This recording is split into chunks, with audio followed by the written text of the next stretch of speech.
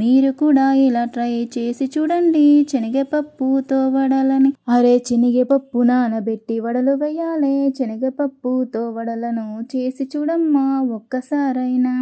నా శనగను బాగా రుబ్బుకోవాలే, ఆ పిండినైతే రుబ్బిన పప్పులో మిర్చి ఉల్లిగడ్డ కరివేపాకు వేసుకోవమ్మా ఆ పిండిలోన. కట్ చేసి వెల్లుల్లి కొత్తిమీర కూడా వెయ్యాలమ్మా ఆ దానిలోన.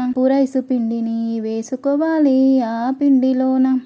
పసుపు ఉప్పు శనగపప్పు వేసుకోవమ్మా రుబ్బిన పిండిలోన. వేసినవన్నీ బాగా కలుపుకోవమ్మా రుబ్బిన పిండినైతే.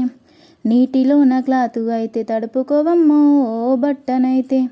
కలుపుకున్న పిండినైనా చిన్న ముద్ద తీసుకొని అప్ప చేసుకోవమ్మా ఆ క్లాతు పైన. అంతా పిండిని అలాగే చేసుకోవమ్మా శనగ వడలైతే. అరే స్టవ్ ఆను చేసి కడాయి పెట్టుకోవమ్మా ఆ గ్యాసు పైన. నూనె వేడి కాగానే చేసిన అప్పలన్నీ వేసుకోవాలే ఆ కడాయిలోన. వడలను మొత్తం అటు ఇటు తింపి చూడాలే, ఎర్ర రంగు వచ్చేదాకా గోలించవమ్మా ఆ వడలనైతే. ఎర్రబడిన వడలను తీసుకోవమ్మా ఒక బౌలులోకి. పల్లి చట్నీ టమాటా చట్నీతో తిని చూడమ్మా శనగపప్పు వడలను. మీరు కూడా ఇలా ట్రై చేసి చూడండి శనగపప్పుతో వడలని. పిల్లలు పెద్దలందరూ టేస్ట్ చేయండి, ఎంజాయ్ చేస్తూ తినండి. శనగపప్పు వడలను చేసుకోవాలి ఒక్కసారైనా.